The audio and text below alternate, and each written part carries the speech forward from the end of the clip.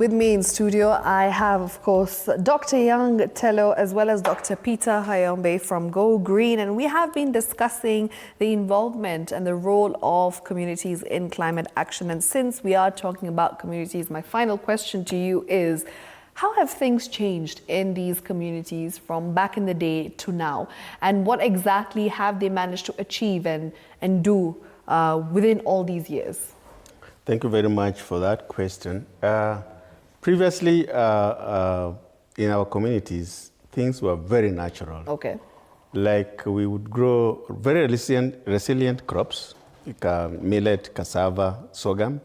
But then people got into growing foreign crops, like, for example, maize, that in the end turned and changed our soil fertility. Right. And with that loosed soil fertility, then when it rained, then erosions were coming in, flooding our rivers and then flooding our lakes and, well, of course, up to the ocean.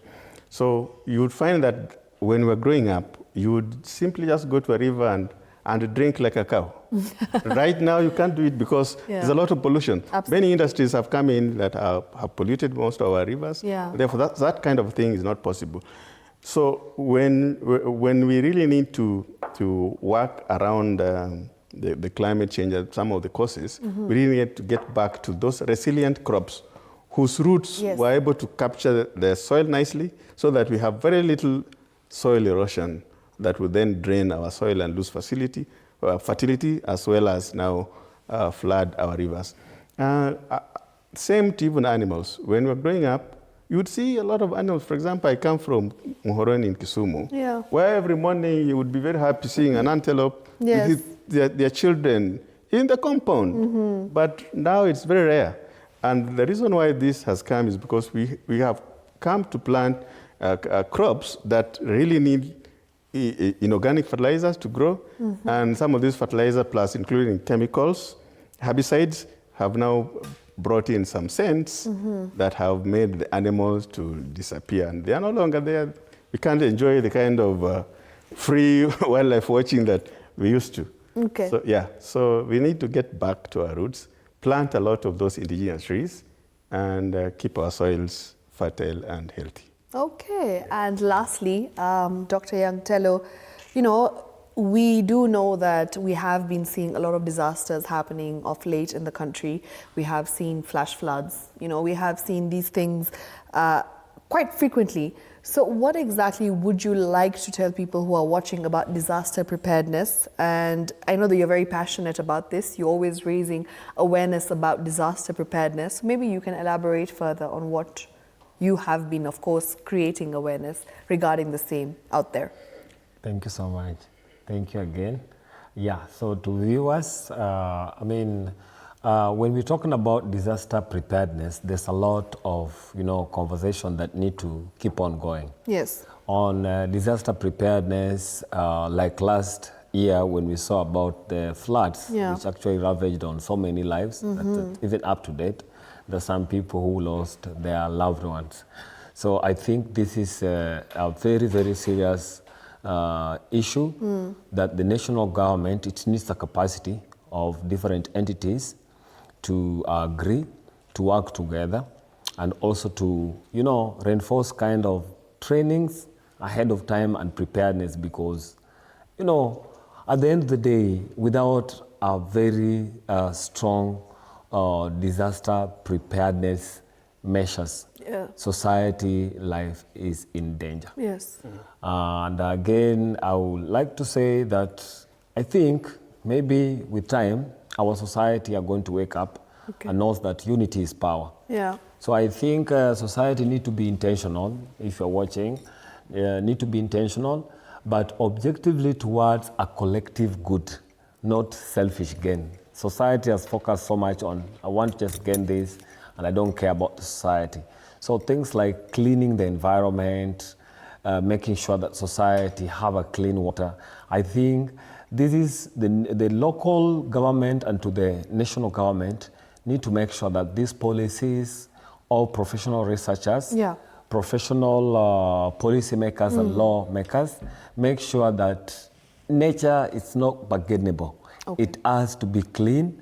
The trees, which I think also another issue right now, especially the indigenous ones, including even the natural organic seedlings, people need to find a way by which they can store these seedlings, because these are the main biotechnological way that some people are targeting the innocent society who doesn't have the knowledge that what is killing them is just on their table. Okay. So I think with the Go Green, we are trying to call more partners, that we need more resources to improvise the capacity of changing the society, the lifestyle, the organic lifestyle, from this poor kind of lifestyle that people are living right now. Yeah. You see what people are eating. Cancer is prevalent because of one thing. People are eating and living a very poor lifestyle. Okay. And even including water, the food that people are taking, it's not clean. So for the Go Green, we are trying to just our best tell you, please go back to Mother Nature. We all came from nature. Yeah. And Mother Nature is calling us, it's a higher time. So it's my acknowledgement to the Office of the President to come up with the 15 billion trees that needed actually to be implemented by 2032, to also answering the clarion call from the UN, United Nations, that all state departments to come up with some capacity to reinforce climate change and disaster preparedness. So, but I've gone to the, to the archives and to see what exactly is going on. There is a mess. I'm sorry to say this. It is a mess, and the whole system need to just, be restructured. Okay. We need more professionals to run our country in a way that can be able to benefit the collective good, not just only some elites, some single individuals who think that they're so smart more than whatever, or they need to.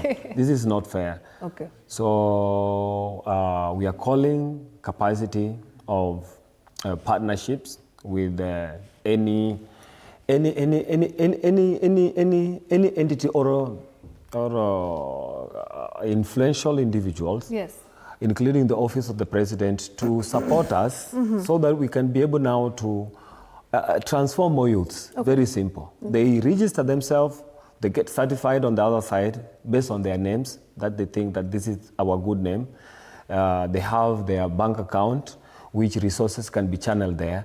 They have their professional ways, also their own technocrat, which run these projects and make sure that when the government has a lot of tenders, these tenders which are there must be run by professionals, but within those or civil societies, indigenous communities. Okay. This community. Thank you very much, Dr. Young Tello and Dr. Peter Hayombe. We have run out of time, unfortunately, but this has been a great conversation. Wow. We appreciate your time and, of course, the efforts that you have been making and the strides towards making sure that we do go green, as your organization says. So, yes, keep it up. Keep up the good work. And thank you once again. Thank you. Thank you very guys. Much. Thank you so much. We really appreciate you also your time to watch the K47 TV. Yes. With Ruksha here. She's really amazing. TV47. TV47, yes. TV47 here. Yes, thank you very much. She's such amazing. Their energy is so... I mean, you need to come here. The reception, and I love also the chicken that I've eaten here also. Ah, lovely, great. Thank you so much once again. All right, remember we are asking you for your comments, your opinions, your views on our question for the Big Why tonight. It's very simple. It is basically, how many trees do you intend on planting by 2032? Remember, we are targeting how many? 15 billion trees by 2032. How many do you as an individual intend on planting? We'd love to hear from you. Lots of comments coming in, so keep them coming. Remember, you can find us on social media at TV47, that is on YouTube. You can also talk to us on Facebook, on Instagram as well. We'd love to hear your thoughts on the same. Remember, we also have climate news that's going to be coming up right about now.